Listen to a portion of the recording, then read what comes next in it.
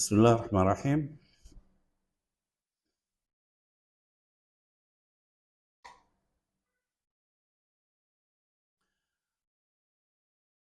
Après avoir précisé le sens général global de l'immatriculation foncière ainsi que le sens particulier de cette expression, utilisée par le Daïr du 12 août 1913 sur l'immatriculation des immeubles, nous arriverons à une définition générale et globale du régime de l'immatriculation foncière. Et ce, en prenant, bien entendu, en considération tout ce qui a été dit précédemment, et notamment en se basant sur les dispositions des articles 1, 6, 7, 8, 17 à 23, 30, 52, 62 à 67, 91 et suivants du Daïr du 12 août 13 sur l'immatriculation des immeubles, tel qu'il a été modifié et complété par la loi numéro 1407. Et à partir des dispositions des articles cités ci haut, nous pouvons définir le régime d'immatriculation foncière d'une manière générale et globale, comme j'ai dit, comme suit. Le régime d'immatriculation foncière est un régime de publicité foncière réelle.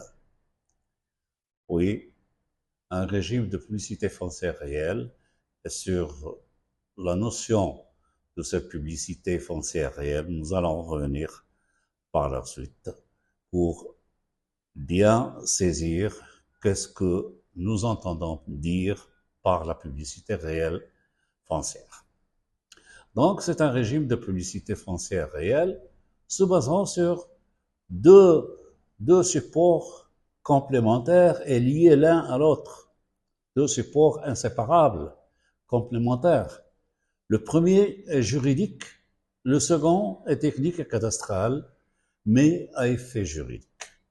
Ce régime de l'immatriculation foncière consiste, comme il est précisé à l'article 1er du Daïr du 12 août 13 sur l'immatriculation des immeubles, tel qu'il a été modifié et complété par la loi numéro 1407, à ce qui suit. Au préalable, immatriculer chaque immeuble sous un nom et un numéro d'ordre particulier. Immatriculer, c'est donner à chaque immeuble un nom particulier qui va lui être permanent, sauf si le propriétaire veut le modifier, et un numéro d'ordre particulier qui va lui être attribué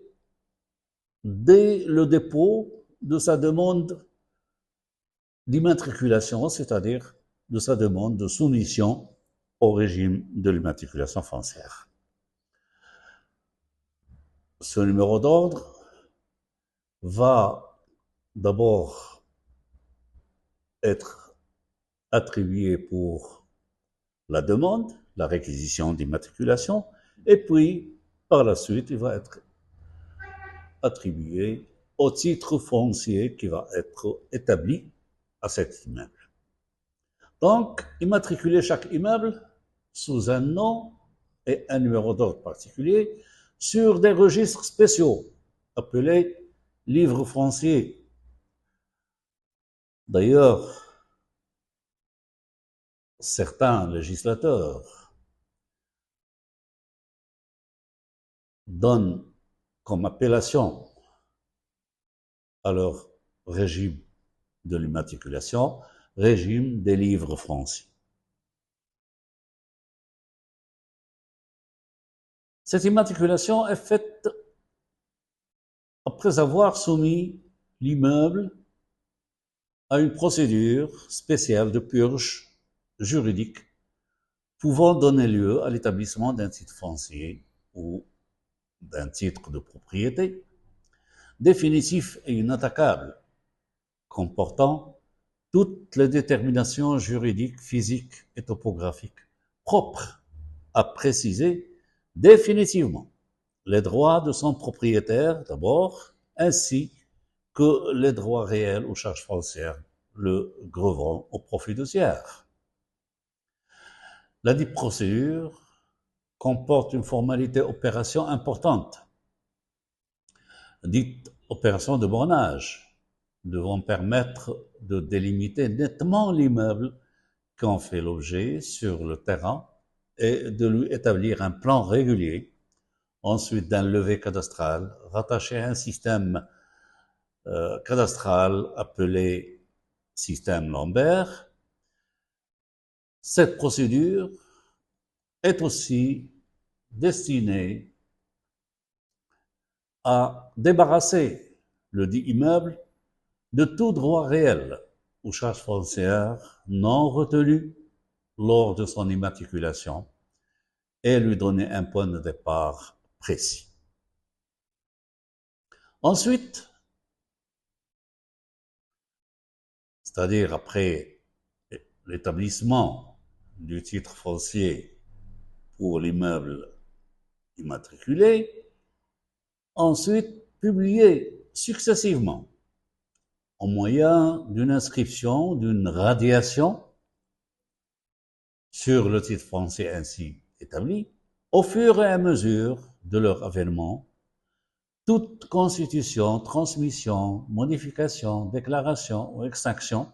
de l'un des droits réels ou charges foncières relatifs à l'immeuble qui en fait l'objet,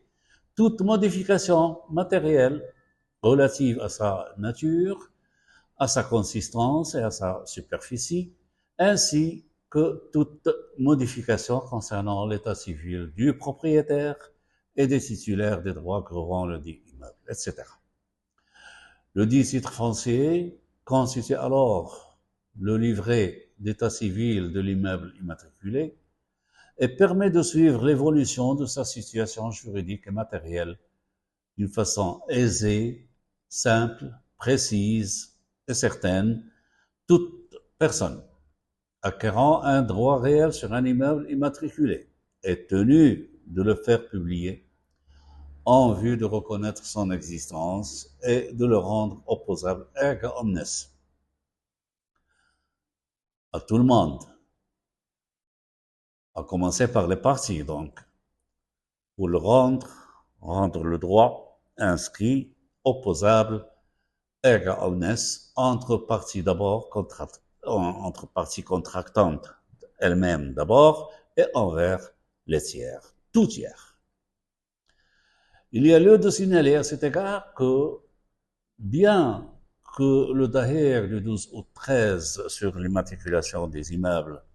tel qu'il a été complété et modifié par la loi numéro 1407 ne le précise pas, les fonds de terre et les bâtiments, ainsi que les servitudes foncières et les droits réels d'usufruit, de superficie, d'amphithéose, de zina, de houa sur élévation et de habous sont les seuls immeubles par nature ou par l'objet qui peuvent être soumis à l'immatriculation foncière telle que nous allons le voir postérieurement. Nous nous arrêtons jusqu'ici et nous allons donner une idée sur la notion de la publicité foncière dans une prochaine vidéo. Merci de votre attention et à bientôt.